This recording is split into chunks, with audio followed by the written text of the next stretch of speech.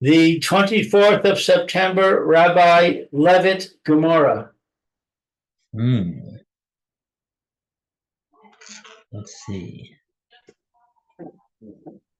Oh, we did Ve'idach. We did the Ve'idach. That's where we stop at the Rashis. We have to do the Rashis from the Idach on. Oh, okay. Oh, we didn't do the Rashis? No. Okay. Oh, right. Now I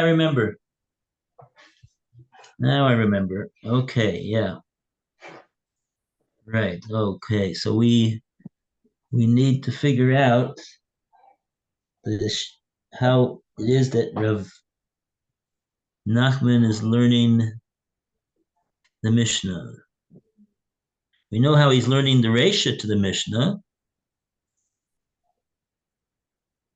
And so we need to know how he's learning the Seifa of the Mishnah. Okay. Let's take it away. Okay, so we're up to Ve'idach. Ve'idach. Gotta find this. Trying to find it. I know we're up to the Ve'idach. Gotta find it. It says it. Okay, Ve'idach. I found it. It's Rav Nachman Amar. Rav Nachman says, look to you, the Tana Seifa, that it's taught in the Seifa, Techila, the word first.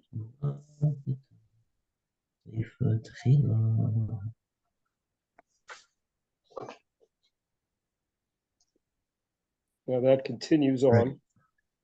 Legluya Reisha, to reveal to you the meaning in the Reisha.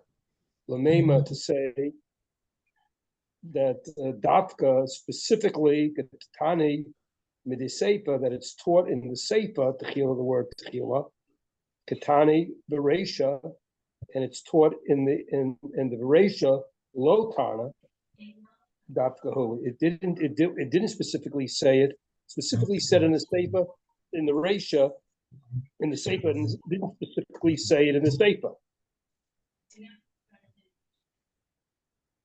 No, it didn't say it in the Reisha.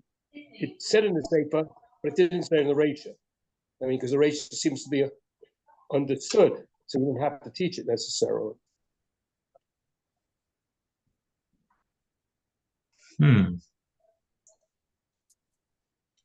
The Gluye Rachel and Memor Dafka Katani, with the Sefer Tchila Katani, Rachel Lo Tana Dafka Hu.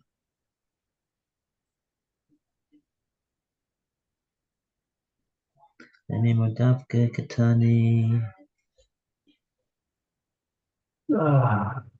With the Sefer Tchila Katani, Rachel Lo Tana Dafka Hu.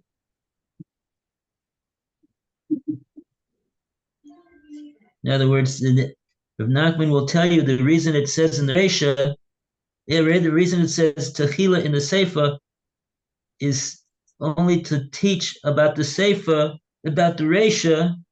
Oh boy, you can see how easily it is to fall off the deep end over here. Every single word.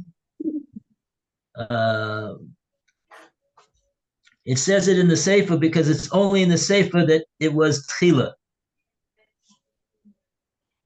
In the Reisha, it was not Tchila.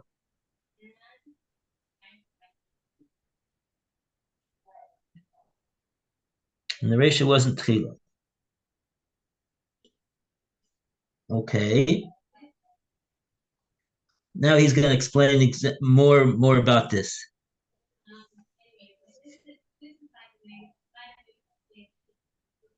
And the next Rashi is Dibur Maskil Sefer. Lou, you want to read Dibur Maskil Sefer? Sefer. Delo Efshar below Tehila, Amar, Ani Zechisi, Tehila, Kodem, She, Nis,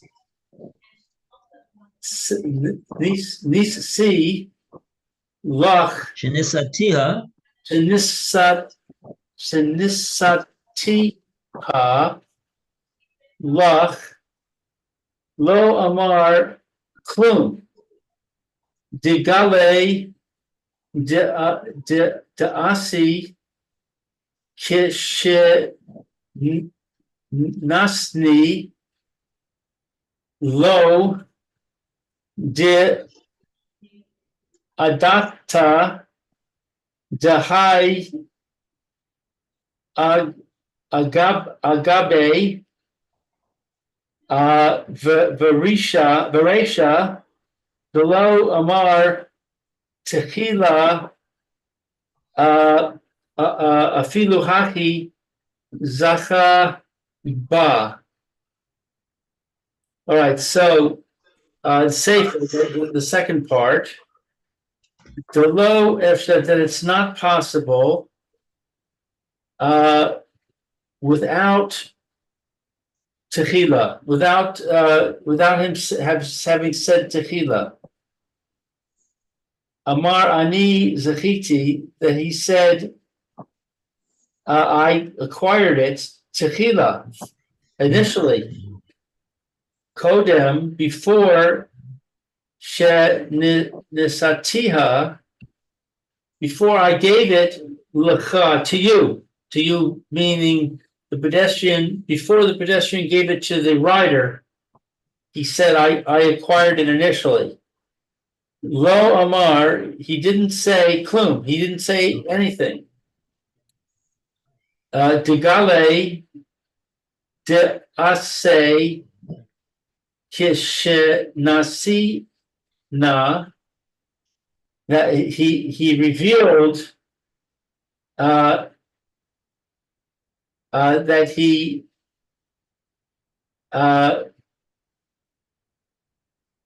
revealed that when he gave it to him,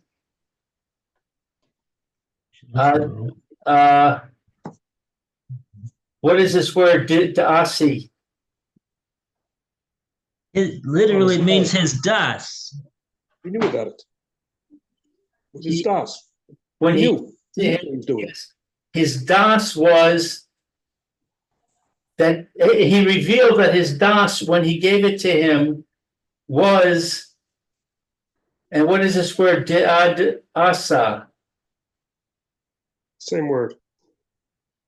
That's the das on his knowledge, on His thought was, when he gave it to him, that he thought that this, what is this word? Agbaha. I'll pick it up. Agba, I'll pick it up. When I picked it up, I acquired it. And he didn't say initially,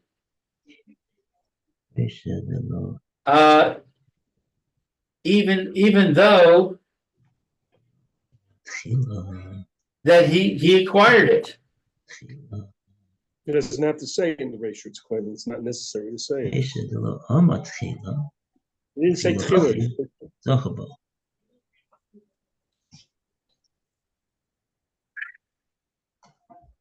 Okay.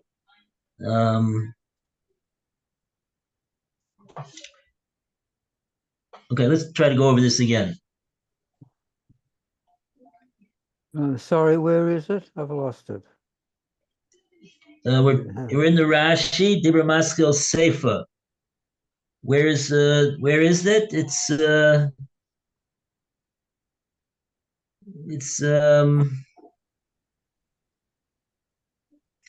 Don't want to count every single line over here. It's Well, like from the sphere, Rabbi. The fourth sphere. On 12A1? It's 10A, Oh, 10 10. 10a. 10A. Oh, Rashi. If you look on the right side, you see these spears that break up the text. The fourth Okay. spear, if you go right across from that, it says Seifa. Oh, I see. All right. The right-hand side. Oh, yes, I've got it. Thank you. Why was I in 12? All right. Okay, I've got it. Thank you. Okay, so Seifa.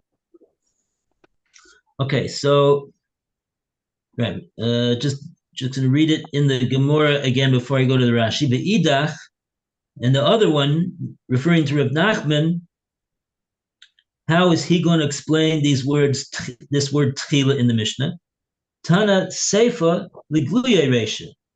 He's going to learn that the words tchila that was used in the Seifa is revealing to us what the that the reisha does not contain a case of tchila.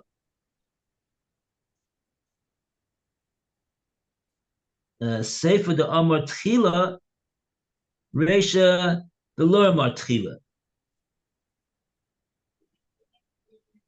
It says tchila in the Seifa because he said tchila in the Seifa, but in the reisha he did not say tchila. Okay, so how does that work out? Says Rashi, Seifa the lo efshar below tchila. Seifa, the case of the Seifa, is really a case which is not possible unless he's going to that he's going to claim that he intended to make an acquisition tchila.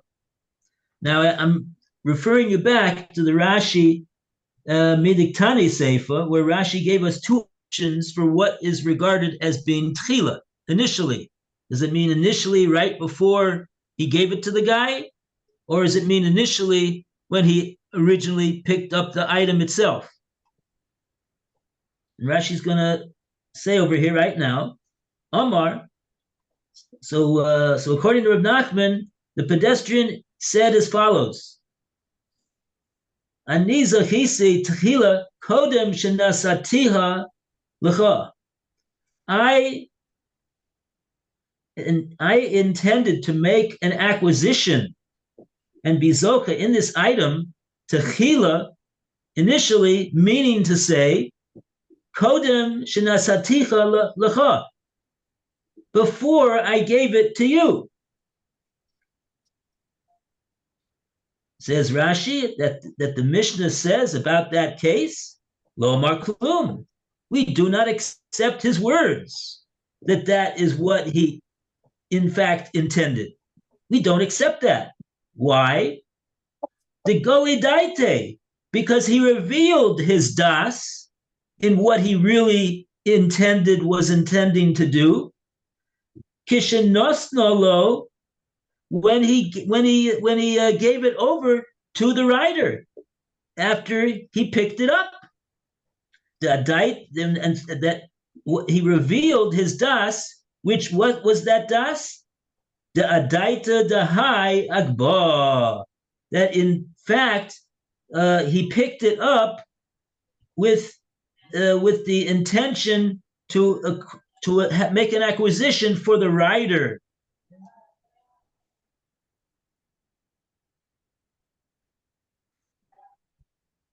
Hi, Mushbar. I can at 11:30. I mean at 12:30. Okay. It'll work. Okay. All right. Okay. So that's what we mean, lo amar klum. The Mishnah says lo amar klum. The words that he said we don't accept them. But the point over here is that Reb Nachman is explaining that in the Mishnah, what did it mean when he says in the Sefer, Ani zachisi bo tchila, I acquired it initially? His claim is that I acquired it before I gave it to you. I intended to make an acquisition in it before I gave it to you. So we don't accept those words because his intentions were revealed in what he really intended based upon the fact that he gave it to the writer. And that indicates that already when he initially intended to pick it up, he intended to pick it up in order to give it, in order to make an acquisition for the writer. Now, Rashi continues, Bereisha, Deloy Amar Tchila, but the Reisha where he did not say Tchila,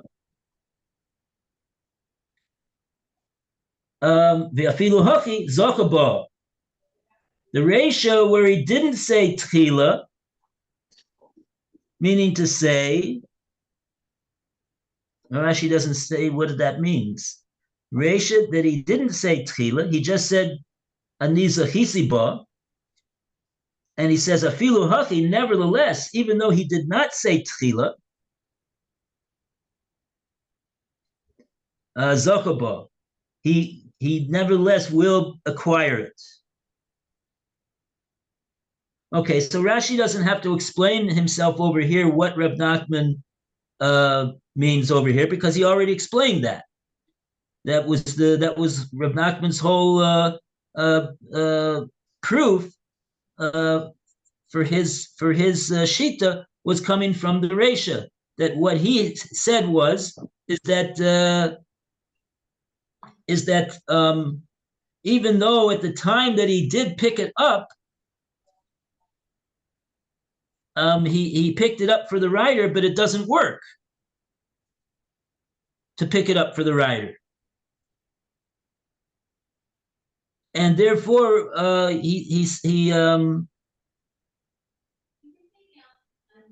What do you mean it doesn't work to pick it up for the writer?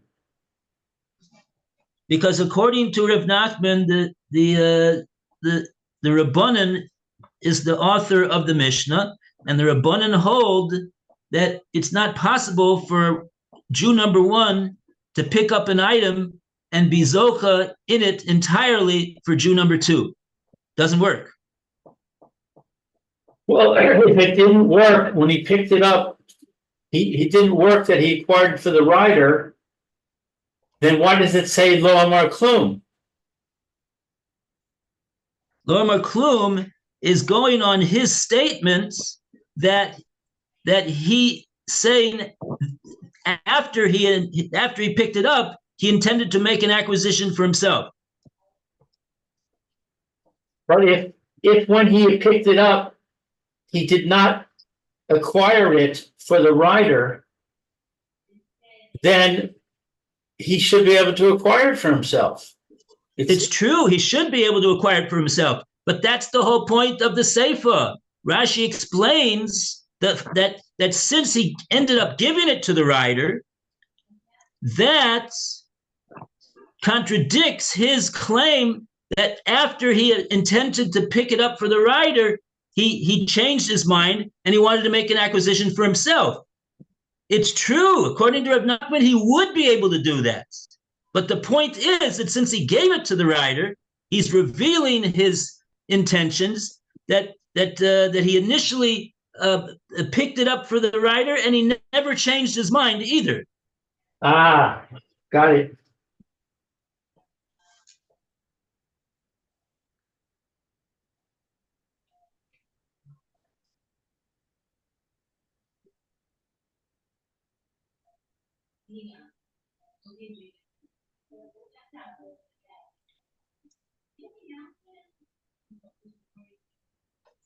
Yeah, I have a note over here.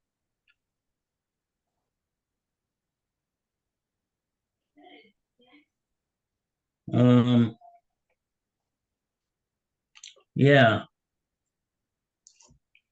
That's the way I'm understanding Rashi.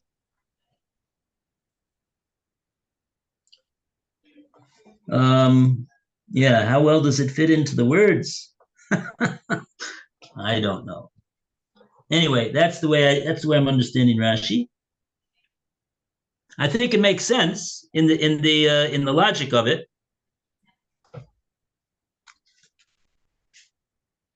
In other words, in the Resha, he never gave it to the writer. And so therefore, we say that the reason why it says in the Resha that the pedestrian has made an acquisition is because we say, oh yeah, it must be that even though he picked it up initially in order to make an acquisition for the rider, that doesn't work, and he thereafter decided to make an acquisition in the item for himself, and that's why it says zochabo, that the pedestrian is zocha in the Resha. Whereas in the Seifers would be if he gives it to the guy, so then that contradicts his whole statement that he's claiming that he intended to make an acquisition in it before he gave it to the writer. That makes no sense. Why'd you do that? The fact that you gave it to the writer means you intended to pick it up for him, and you also, even though that doesn't make a kinyan, admittedly, but we see that you didn't change your mind. You gave it to him, right? If you intended to make an acquisition in it afterwards because you changed your mind and you wanted to acquire it for yourself, so why'd you give it to him? Obviously, you never changed your mind. That's the way I'm understanding Rashi, and I'll admit to you that Rashi doesn't say those words that I'm telling you right now. But I that's the way I'm understanding how Rashi's saying. Well, wait, why do you say Rashi doesn't say it? He says afilu hachi. Nevertheless, he acquired it. In other words, but I'll tell you where I would have, if I was Rashi, and Rashi is saying what I'm saying, I would have wanted Rashi to say in the line above when it says the gole daite, he revealed his intentions kishenostalo when he gave it over to the writer. What did he reveal his intentions about? I would have liked Rashi to say at that point that he never changed his mind to make an acquisition for himself. That's what I would have liked Rashi to say. It's not really the point, in my understanding, to say that he initially intended to make an acquisition for the rider. That's true, but he needs to say further than that. He needs to say, and he never changed his mind, unlike what happened in the Resha. got it. Okay. All right, so that takes care of that. And now we go to the next section, Rav Nachman and Rav Chizda. Back to the Gemora. We got a few more minutes. Yeah. Let's go. Rav Nachman and Rav Chizda. This is directly across from Rashi Elalav Hakamash Malan, but you don't know where that is. So 10A2, left-hand column, the second paragraph, the discussion concerning. Okay, very good. Thank you. Take it over, Roy. Okay. The discussion concerning acquisition of an ownerless article on behalf of someone else continues. Rav Nachman v'Rav Chista de Amorai Tarvicho. Rav Nachman and Rav Chista both say Hamanavia Metzia If someone picks up a find, that is an ownerless article, on behalf of his fellow, lo kana chaniro, his fellow has not acquired it. He hadn't acquired it through that act, and the article remains ownerless. My ta'ama, what's the reason? Avei telfes lechael chov b'makom shechov lecharim. It is as if the one picking up the find is seizing a debtor's property on behalf of the creditor in a situation where he so disadvantages the other creditors. It says, if the one picking up the find is seizing a debtor's property on behalf of a creditor in a situation where he thereby disadvantages the other creditors.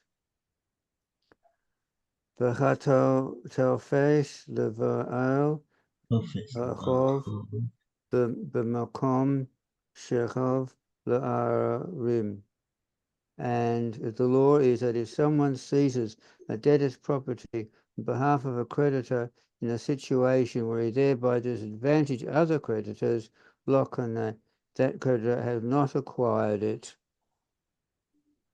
And the article goes on to say, and all creditors still have equal rights to it. Similarly, a person cannot acquire an ownerless article on behalf of someone else because it is at the expense of other potential finders. But there's an objection then is raised against that.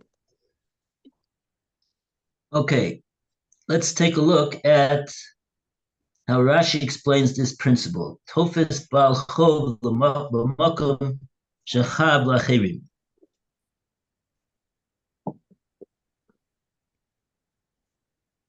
Tofes l'bal. Yeah, it starts actually have tofes at the end of the line. Avi tofes. That he's actually grabbing it. L'bal chov for a person who owns a debt. Bimkom, because shechav la'achirim, that he's doing it for others. He's doing it because of others. Ka'adam haba me'elu, a man who comes from these. Ofes momo chavero, and seizes the money of his friend, bishvil chov, in order to repay a debt. Sheyesh le'acher, love that there is another on him. Uba hadem comes first.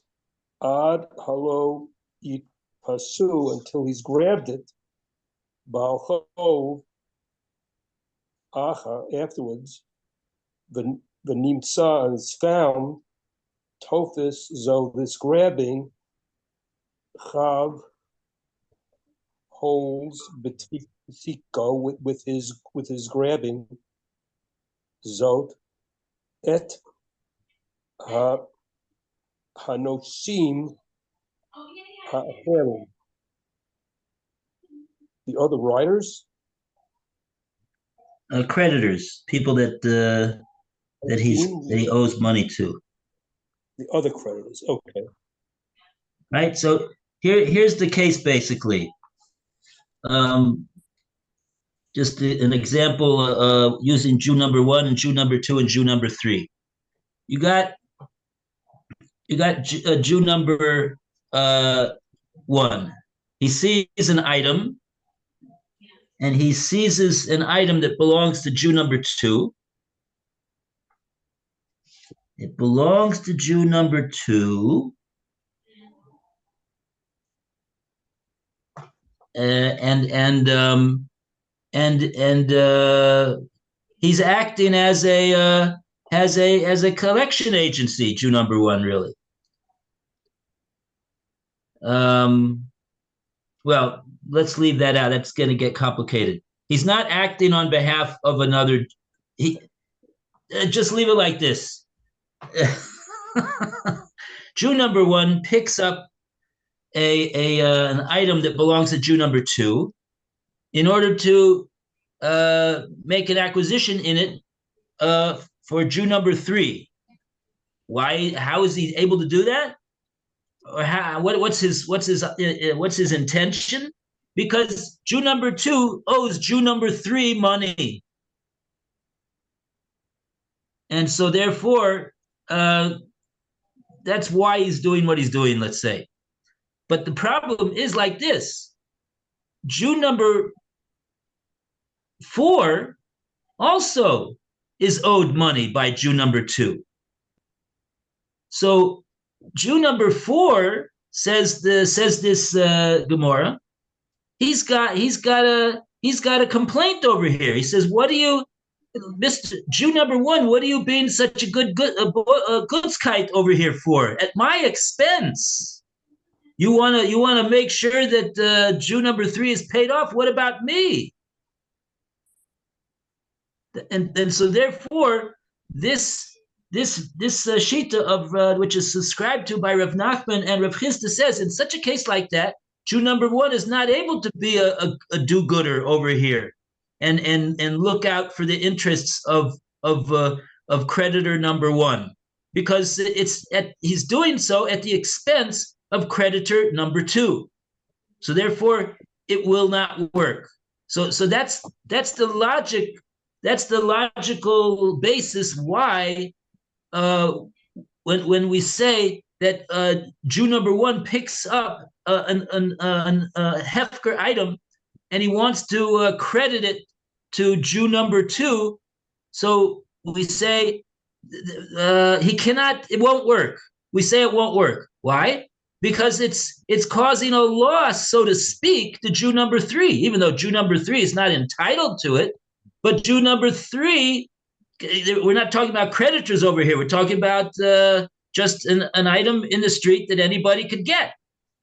So for Jew number 1 to cause Jew number 2 to have an acquisition in this item, since it works to the detriment of Jew number 3, so we don't allow Jew number 1 to do that for Jew number 2. If Jew number 2 wants to pick it up for himself, what do we say? You got it. It works. We don't go so far to say, that's to the detriment of not only Jew number 3, also Jew number 2. They would have liked to have it too. Very nice. They would have liked to have it too. But I was here first, and I got it for myself. Right? But you can't do something nice for Jew number 2 at Jew number 3's expense. Okay. That's basically what that is saying over there. Okay. So that's the same Rav Nachman that we just had that was just explaining the Seifa of our Mishnah. So if you'll ask, well, why does Rav Nachman hold like that? Why does he hold that when Jew number 2 picks up something? Why does he hold that when the pedestrian picks up something for the rider, that even if he has intention that the rider should acquire it, that it doesn't work? Why should it not work? So the reason why it doesn't work is the reason that we're saying right here, right now. Because it's at the expense of somebody else coming and picking it up. And so therefore we don't allow him to do that.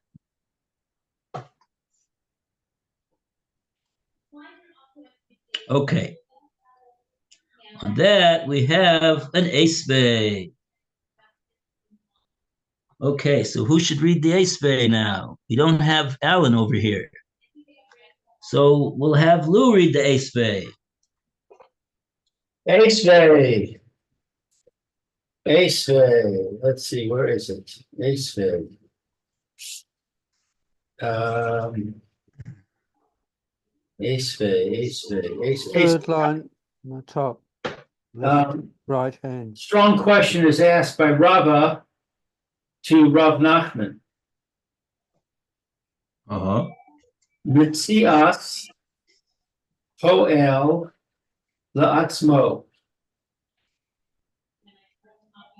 A worker finds something that's his, that belongs to him. No, what a worker finds belongs to him. Bameh Devarim Amorim.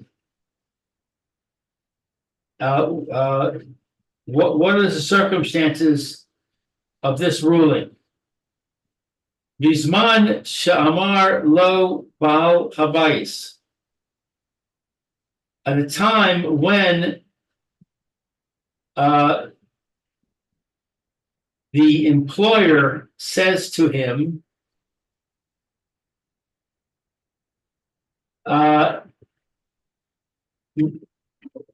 Nakash, Nakesh, Imi, Hayom, Ador, Imi, Hayom. He says to him, weed with me today, or dig with me today.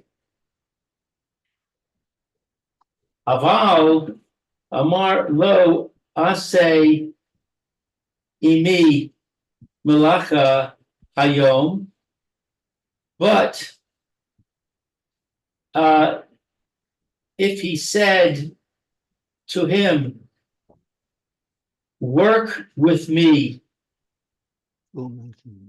a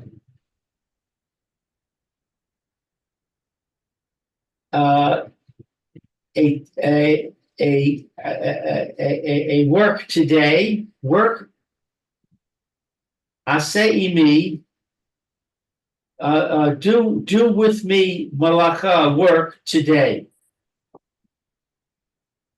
Mitziaso shel Baal Habayis hu. Then what he finds belongs to the employer. Ooh. So if he says it's making a very fine point about exactly how the employer and the employee agreed to work together. He says, "Asei imi malachad," then anything that's found belongs to the employer. But if he says, I'm